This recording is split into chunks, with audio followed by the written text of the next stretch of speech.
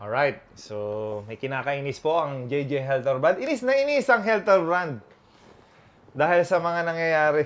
Hindi ba? Bakit?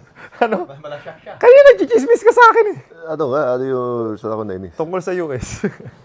Hindi naman inis. Medyo ano lang. Frustrated? Hindi din. Ayun lang, Tagalog yung frustrated, inis eh. Hindi, parang... Kasi hindi nyo napanood yung Serbia-US game eh. Hindi kayo nagpuyat eh, katulad ko eh. Bagay. Ako kasi napanood ko highlights na lang. Natulog ako 5 a.m. na eh. Tinapos ko talaga yung So, laban. ano yung verdict mo sa nangyari? They're beatable, man.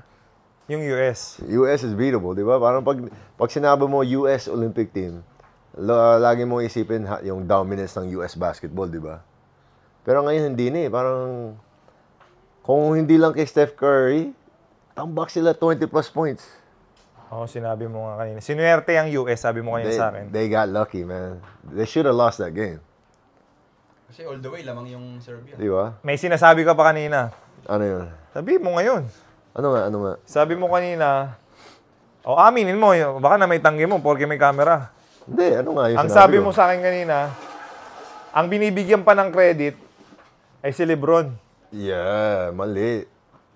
Parang alam ko nag triple-double siya. Pero kung hindi dahil kay Steph Curry had 36 points, man. Kung hindi dahil kay Steph, they wouldn't even been in the game. Every time na, yung parang tatambakan na sila, Steph Curry would come down, hit a three. So parang, yan, may chance pa tayo, may hope pa. Ganun.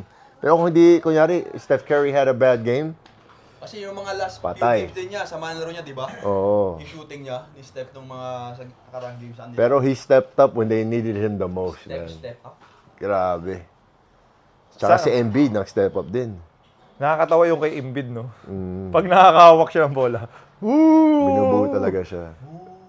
So I think eto pa si Embiid, nakita ko yung post ni Embiid. Sabi niya, 'di ba binubuo siya ng France, 'di ba? So speaking of Embiid, ang post niya, sabi niya, if hindi ako sa US maglalaro, sa Cameroon ako maglalaro. Ayun talaga sa So talagang sa sobrang inis niya sa mga fans ng may chance dapat siya 2028 pwede siya maging maglaro sa France eh. Kaso dahil sa mga bitter na mga nanonood na mga fans ng France, talagang binubuo talaga siya every time. Pero pag kunyari nanalo siya ng gold sa US, tapos naglaro siya sa France 20 or sa ibang country. Cameroon. Tapos nanalo siya doon, he'll be the first to ever do that, no? Oh yeah.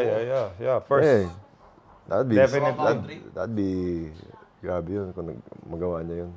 Oh, yung isa pa. Pero going back to the US, yung question ko doon, bakit di ginagamit si Jason Tatum? Yun nga, sabi mo nga, inis na inis ka nga. Yun ang tanong ko. Bakit hindi? He's one of the best players on the team. I-disclaimer muna natin. Uunahan pa yung teammate niya before him? Yung role player. Si Gako? Si Gako ng Boston? Si Dwight. Ikaw yun? Si Derek White. Derek White?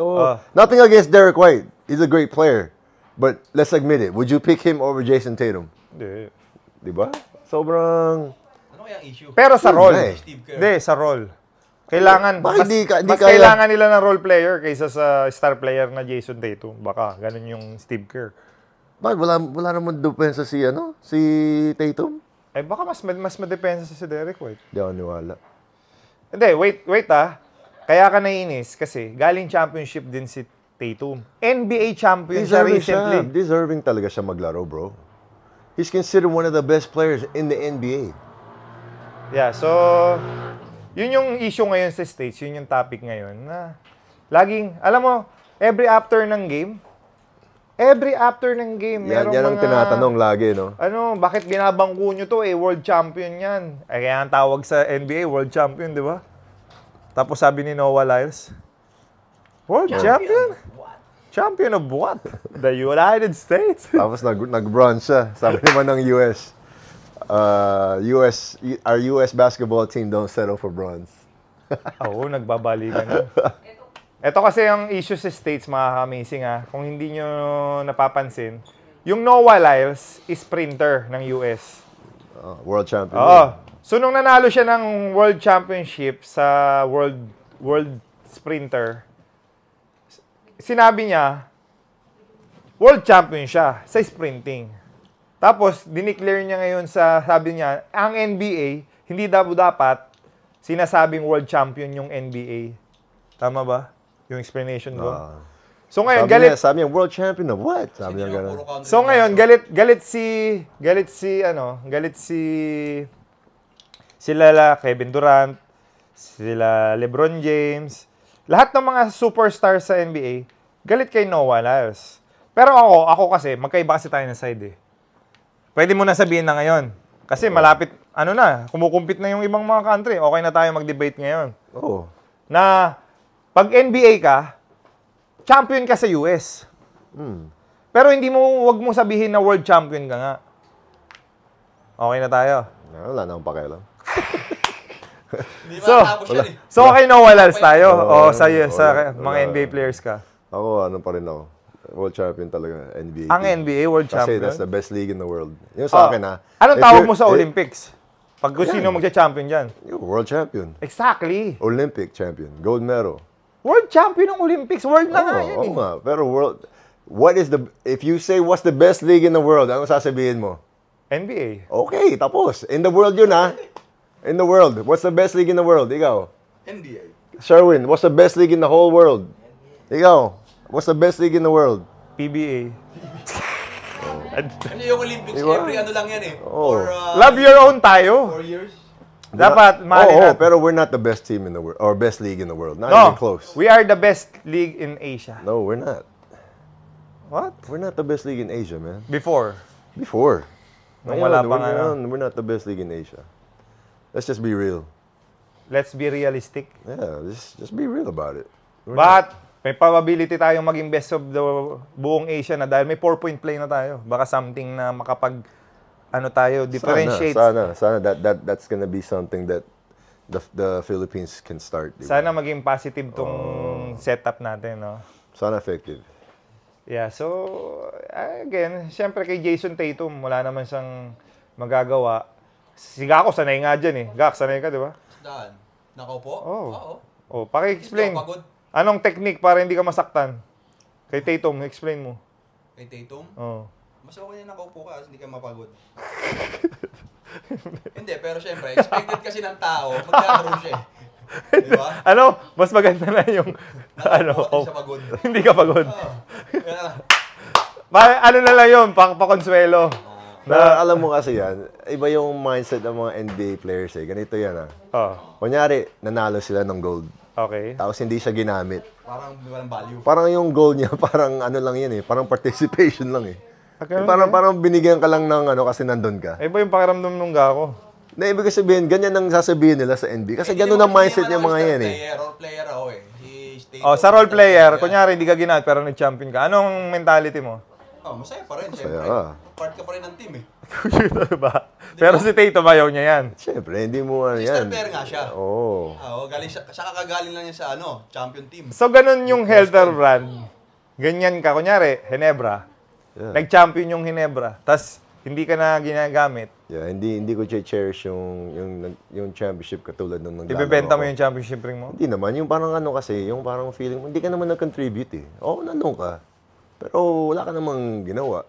As for yourself, as a competitor, it's hard for you to accept that eh. Alam mo yun? Yeah. Yung parang, damn man, dito lang ako. Kaya yung nag-retired eh, napansin niya, wala na ako playing time. Siyempre. Hindi na ako ng team Wala na ako importante sa team. Sino coach niya nun? Sino ba coach mo nun? Kailan ako nag-retire si Tim Cone. Pero siyempre, pag ganun magiging feeling mo eh. Parang mapipansin mo yun eh, di ba? Parang hindi na ako balik. Parang, it's time to retire na. Ito, bata pa lang. Oo. Ilang taon pa lang? 20 plus? Di ba? He's in his prime. Hindi siya ginamit. Meron ka pa kaninang dinidiscuss kanina. Ano yun? Nung nasa restaurant tayo. Special shoutout sa Prolog. Thank you so much. Napakasarap na steak. Shoutout, Jerry Uy. Thank you, brother. Jerry Uy.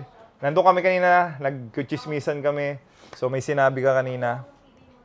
Ang sabi mo, yung sino si Makant? Rashad Makant. Ano yung story doon? Sabi niya, yung sa podcast ni Gilbert Arenas, Gil's Arena. Di ba si Makant, si Gilbert Arenas, Si, yung anak ni D. Brown, yung babae naglalaro sa WNBA. Tsaka si Cheryl Swoops. WNBA legend yun. Sabi ni, yung iba, yung nanalo yung US, tumayo sila, pumalakpak. Let's go US! Good job, good job.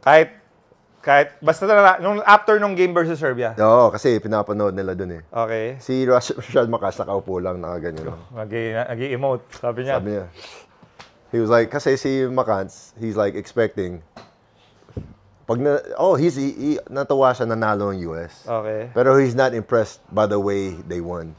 Kasi, yun nga sasabi ko sa'yo, pag sinabi mo US basketball, lagi mo naisip, Dapat average 20 points at least. Oo, yun ang sabi niya. He said, if you don't win by 10 points, ito sabi ni Mikans, if the US team doesn't win by 10 points, it doesn't count. Yun ang niya. Yun ang take niya. Kasi parang sobrang close eh. Parang parang yung Chamba yung panalo nila. Kung hindi lang napagod si Jokic, or yung ganitong... Yeah, or kung yung mga tawagan ng refs naging iba, talo US, bro. Talo talaga. All the way, talo sila. From second quarter, all the way up to like the last 2 minutes ng fourth, talo sila. Baka, may sinabi ka pa kanina eh. Mayroon pa sinabi, naalala ko yung sabi mo, si Michael Jordan, saka si Kobe Bryant, they never lost an Olympic game. Never sila natalo sa Olympics? Never. Ever? 30-0, tsaka 32-0. Si LeBron? 2 bronze. So, ibig sabihin, 3rd place sila. Yeah. LeBrons. Kung natalo sila, LeBrons nga. LeBrons, bro. Muntik na, no? So, sobrang yakap ni LeBron kay Stephen Curry. Oo. Dahil alam niya. Kung hindi pumutok si Steph Curry, bro, tambak sila mga 20 points. For sure? Yeah. Panoorin mo, bro. Grabe. Pag lang highlights eh. Oh, pero iba yung pag pinanood mo live, bro. Kasi hindi mo alam kung nangyayari. Ang pinanood ko, France versus Germany. Kasi ako, related ako sa Germany. May issue din dyan. Anong sa issue France. Anong sabi? Anong nabasa? Ano yung binabang ko na si Gobert. NBA player, Gobert. Tapos may sinabi ka kanina, sabi mo si Kendrick Perkins? May sinabi tungkol kay Gobert? Ano sabi? Sabi mo kayo na. Ay, hindi. Si Draymond Green. Okay, si Draymond Green. Sabi niya, if you're playing in the Olympics as an NBA player, okay, and they take you out of the lineup, and you're not playing for the US team, there's something wrong. Ooh. Diba? Wait, si Gobert is 3 times defensive player ng NBA yan. Yes. So, Tapos, paano babangko ka? Bakit sasabihin ni Draymond Green? Bakit sasabihin ni Draymond Green yan? Knowing na, ito nga yung best defensive ng buong liga mo eh. Yun nga, that's what he's saying. This guy is an NBA player and not playing for the US team. The US team is the only team that can bench an NBA player. You get what I'm saying? Yeah, I get it. He's saying, you're playing for France and they bench you? And you're one of the best players in the country? You're in the NBA. There's no... Si Wemby lang ata yung pinaka-close sa kanya dun eh. Diba? Saka si Batum. Si Batum. Oh. Pero, Batum is already old. Saka si Fournier. Oh, he's in his prime, man. Mm-hmm. Eh, Batum and Fournier ginagamit. So, ibig sabihin, di natin alam kung ano yung issue. Baka may attitude problem si... Hindi, naalala ko rin kasi si, nakipagsuntukan kay Anderson dati. Naalala ko yun eh. Sino? Si Gobert. Gobert? Oh, naalala ko yun eh. May nakita akong segment na Pero nag-away sila.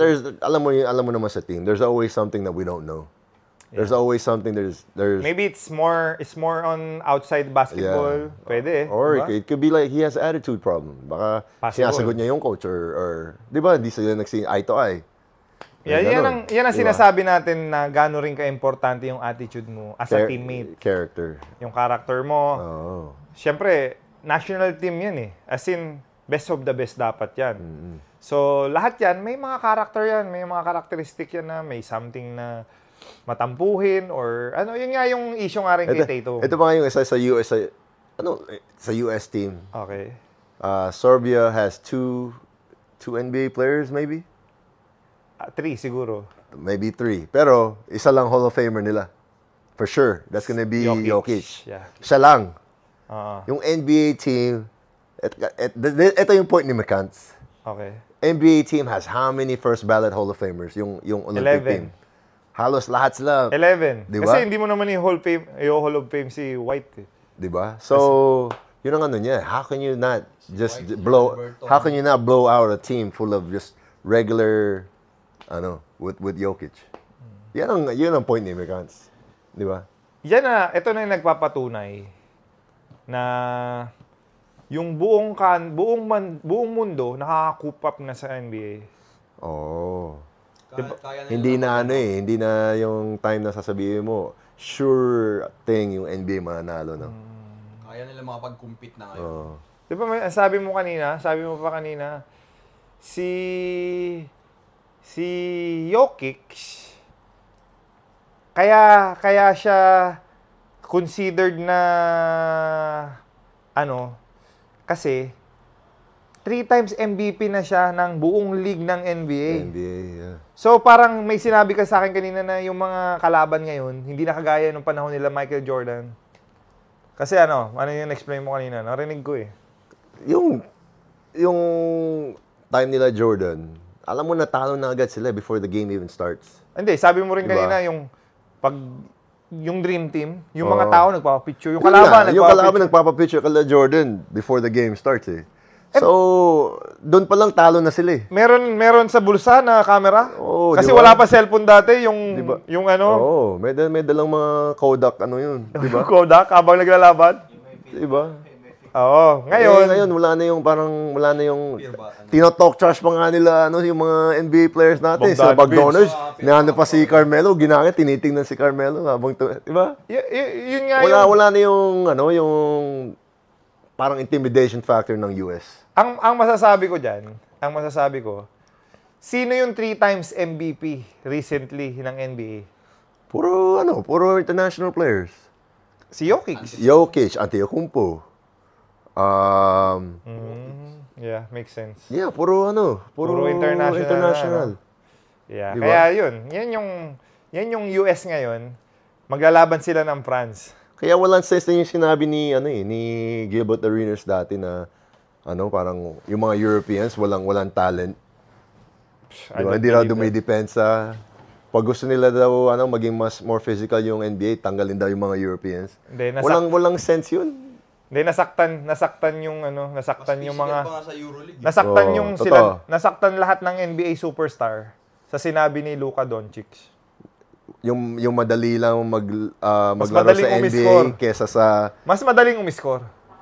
Totoo naman eh. NBA don't play defense, man. That's true. Kaya nga muntik silang matalo. Kaya that's what I'm saying. Pagdating sa tignan mo, hirap sila dumipensa. Tsaka iba yung movement. Panoorin mo yung Serbia game, bro. Iba yung movement nila. Ball movement, player movement. Hindi alam ng NBA paano bantayan. Yeah. So, there yung mga amazing. Yung request nyo na comment. Yung mga request nyo na analytics. Ano ba yung ginagawa natin? Analysis and feedback. Pero mamaya, guys, sabi ni Rico, it's gonna be, mamaya, France versus US. Anong prediction mo? US 10 points. Ikaw? US ako. Ako sa akin, since home court game. Magpa-France ka? Hindi France. US ako pero close game. How many close? Yeah, I say less than 10. More than 10 ako. Ako Ikaw? less than 10. Mga 8 points. Less than 10. Hindi, magbigay kayo ng specific number para kung sino pinakamalapit. Basta ako less than. 8 points. Hindi pwedeng mahirap eh. Hindi naman. Kaya magbigay ka ng number. 10 points. Okay, ikaw. Mga 8 points. 12. Para iba-iba tayo. Yun nga, pag ganyan, ibig sabihin, close fight. Hindi naman tambak yan. Diba? Okay, so tingnan natin kung sino malapit. Pag lumampas ng 12, ako ang panalo. Kwenta ko mamaya. Alright, so mga ka-amazing. Massage ulit sa paa. Ayaw ka na. Kaya matapos. Malas ako dyan. Alright, so thank you mga ka-amazing for watching. Thank you, of course, sa GameX Sports. ang official partner ng basketball binyan team namin. And si GameX po ang pinakauna at only ending game na online na po, mga kamising. So if you wanna play the GameX ending game, pwede po nyong i-search sa Google or sa internet yung www.gamexsports.com para lahat ng details nandun na po. So thank you. Always play responsibly, guys. Yeah, responsible po tayo sa gaming, of course. Pagcor po siya, license po siya ng Pagcor. And of course, Beast Motorcycle Tires and Siloon Tires, the official tires of PBA Motor Club. Amazing. And shout out for Pocari Sweat for our official drink ng PBA Motor Club. And Pininclo of Boss Monching. Boss Monch, shout out always. Yes, our favorite restaurant dito sa Timog. You are truly amazing, Boss Monching Talisayo. And 6ix9ine. Yeah, yung party place. 6ix9ine beer pong. Ang ganda diyan, ang entertainment, lahat kompleto. Yung pagkain, the best.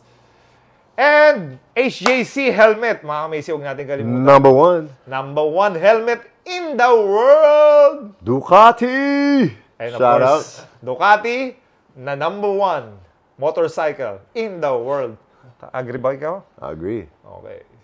And special shoutout din sa Uratex, Big Boy Cheng. Boss Cheng. MSC and Moto Innovation. Our boy Russ. And yung ating Divan TV, of course, yung TV ng PBA Motor Club dito sa HQ. Palagi natin ginagamit. Pinaka-reliable na TV sa buong mundo. yan, pakita mo. Ganda, classic. Madali mag-connect pag nasa laptop. Yeah, kompleto po. Matibay. Yan. So, Divan is truly amazing. And great aftermarket sales. Dry plus, Scratch-proof pa. Scratch proof, tama.